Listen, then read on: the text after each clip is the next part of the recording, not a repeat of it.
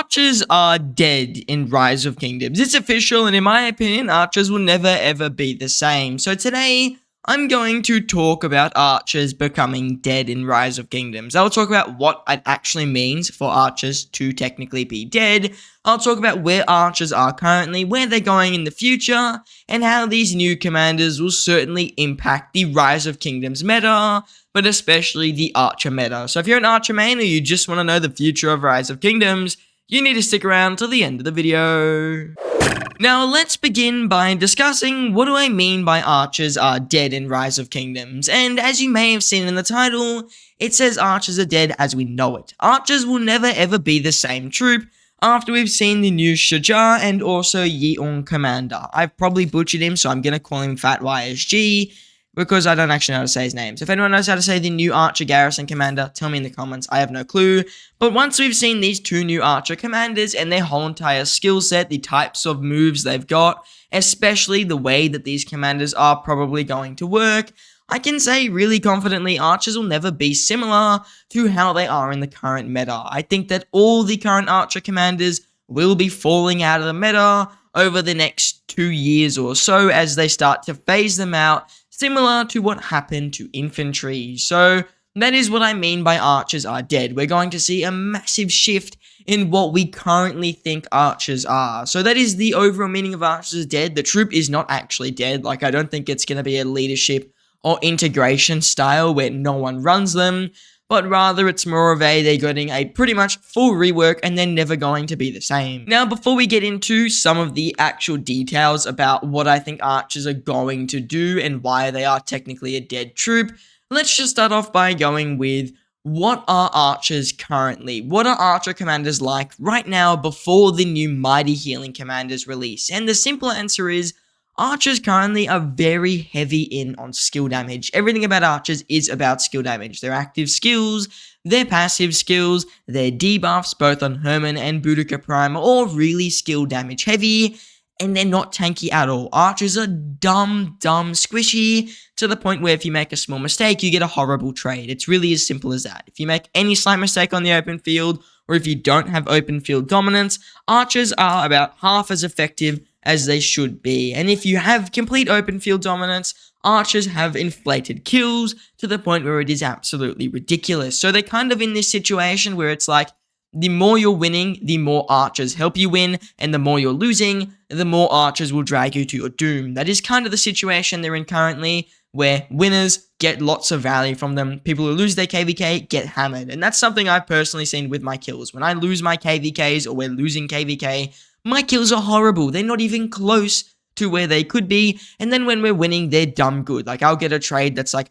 1 million kill points to 200,000 on the enemy side. It's a ridiculous amount of kill points that I'll get for the amount lost, but then if we're losing, they'll get 1 million and I'll get like 50,000. So you'll notice that with archers currently, they're really good in the right situations, otherwise they're really bad, and they don't really gel with another murder pool. I can control my archer marchers really well because I've only got archer marchers, but when you chuck in cav marchers and infantry marchers respectively, who all do different things, archers tend to be either too slow or too fast for their own good. If they're too slow, they don't get their active skill off, which tends to mean that all the juicy skill damage, which is the only reason you want them, gets completely ignored. Or if they're too fast, they run into their doom and they get absolutely demolished because archers just cannot be swarmed. And that is the real crux of the issue with archers right now. And I've never really spoken about this, but it is the biggest problem they have. Archer commanders do not gel very well with other murder balls. I don't have this problem. I only run archer commanders,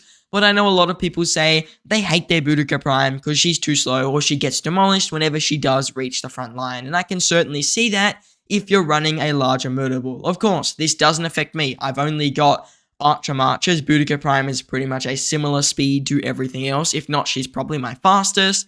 And even though she's squishy, to me that is like she's a super tanky commander, because something like a Zulang with a Herman is my squishiest march. Not to mention, I used to run Nebu Cyrus, and you can imagine how fast that thing would die. So when it comes to seeing archer commanders in that broader sense, I have got a bit of a blindness there, to be honest, but I do know what people mean when they say archers are very weak in the current meta, especially on the open field, when it comes to being a good tanky march. And I've often seen with archers, there's varying results of what people say. Some people say archers are their most powerful march, and then others say the archer marches they have are absolutely rubbish and they'd never invest in them again. But the funniest thing is they're using the same march. I've seen people say Zulang with Herman sucks, and I've seen people say it's the best march in the game, and it's just because archers are really, really unreliable. While they do technically have the highest damage in the whole entire game by a mile, I mean, there's no one even close to the damage factor that Zulang is pumping out, and there's no one even close to the amount of damage debuffs that Herman is putting on your opponents. There is technically that problem still, where archers are struggling to actually find their place in a proper open field situation. Usually the single strongest archer march is the only one that gets used, and the rest tend to be neglected. Now the next thing we should consider is, now that we know where archers are, where are they going in the future? The simple answer is archers are going in a completely different direction.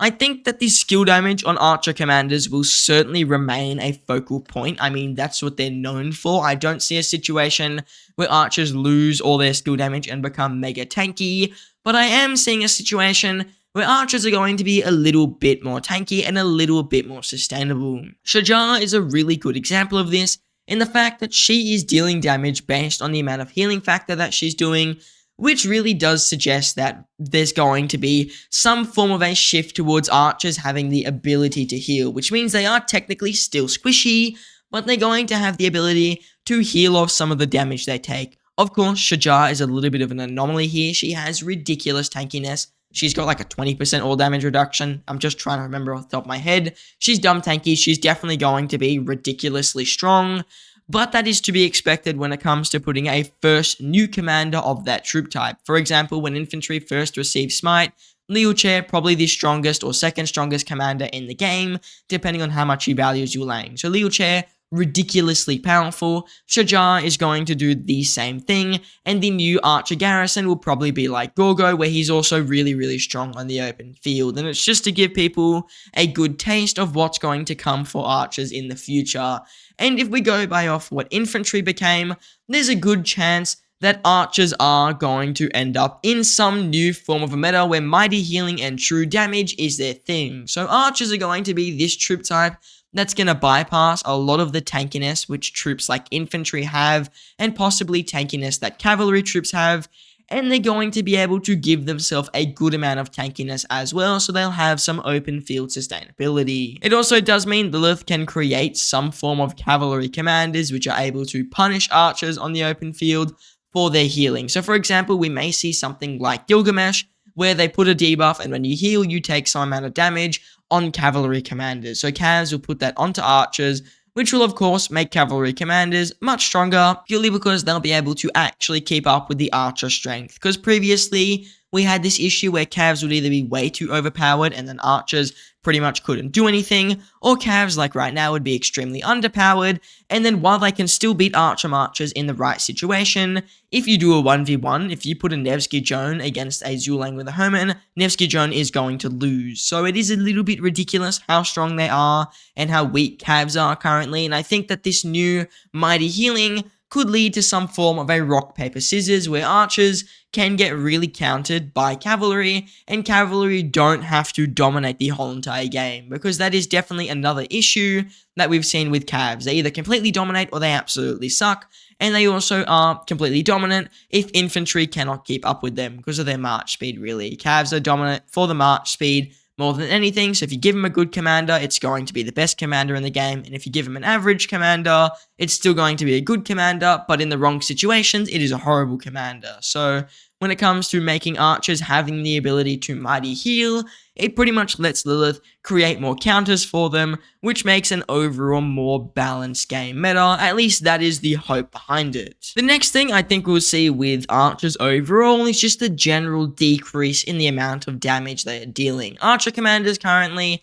deal pretty absurd damage, especially in the department of AoE. I mean, Zulang, ridiculous AoE throughout his whole entire kit, to the point where, if you're being honest, it's not the most fun on the open field when your opponents have a lot of archer marchers fully revved up. I know they're really, really squishy, but once again, when your opponents have a lot of archer marchers out there, that AoE tends to really, really, really stack up, to the point that if you try and fight them, you pretty much lose your march. I've had situations where I went out on the open field, I didn't even touch my opponents, they didn't directly hit me, and I lost about 100,000 units, not sev wounds, but slightly wounded and sev wounded units, for just being in the murder ball and taking AoE damage. And that is really, really common, A, in Imperium KVKs, of course, and also B, in KVKs where maybe you are a little bit outnumbered on the open field and you're just trying to hold your own. But in those situations, when your opponents maybe have 2-to-1 troops or 1.5-to-1, so they have an extra, let's say, 50 marches than you, you do tend to get demolished by AoE to the point where it's just not really fun. No matter what you do, no matter how you play,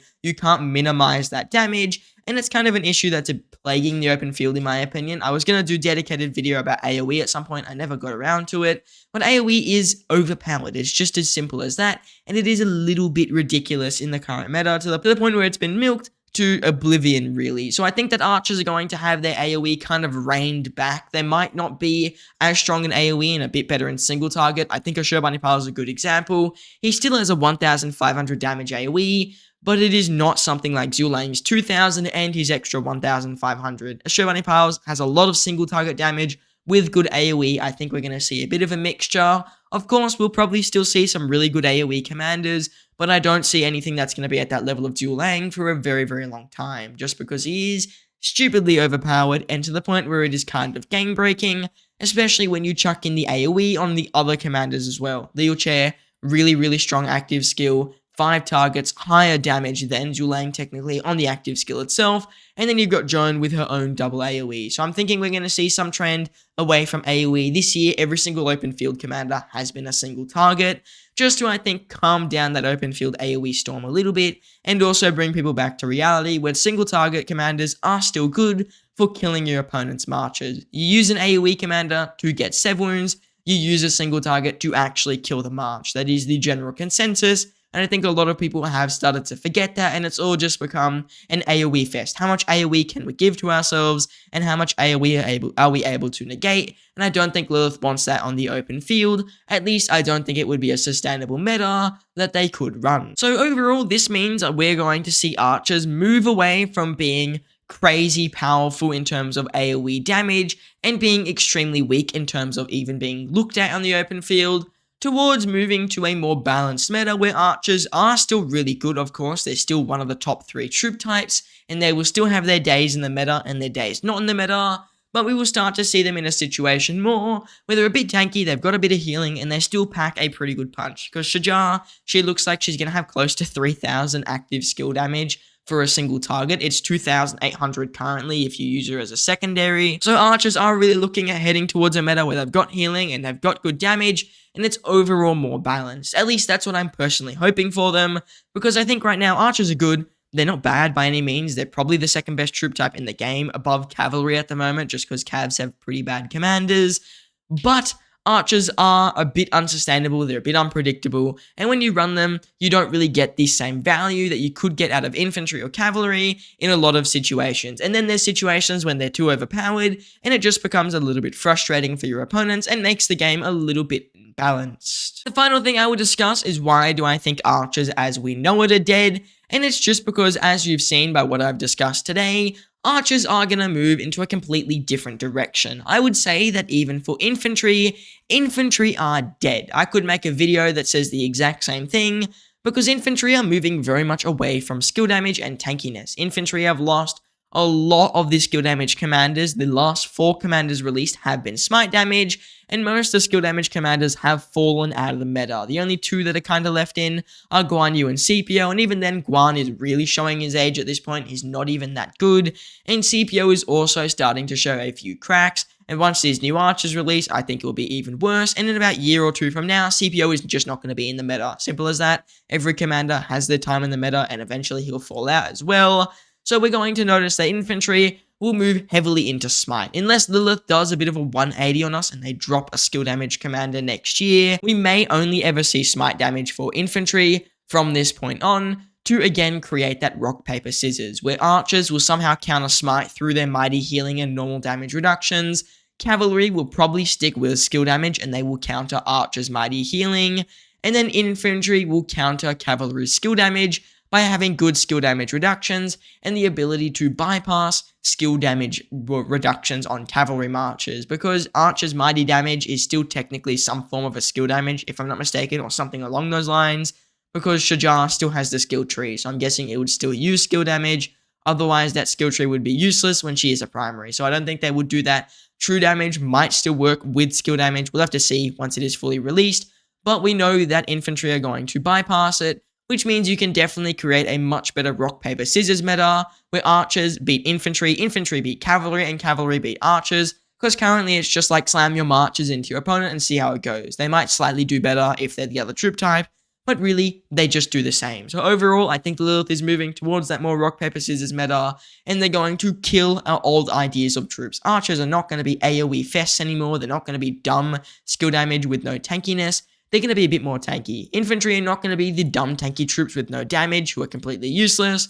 They're going to be less tanky with a lot more damage and a lot of bypassing of your opponent's stats. And then finally, cavalry are going to remain the same nuisances, where they're super fast and annoying, but they're not as good against infantry, and they'll be able to counter archers much better at least than they currently can. Now, if you enjoyed today's video, I just want to ask you guys to please consider subscribing to the channel. Videos like these are not the easiest to make, especially since I've got my prelim exams coming up tomorrow, which is like 6 exams pretty much in a row.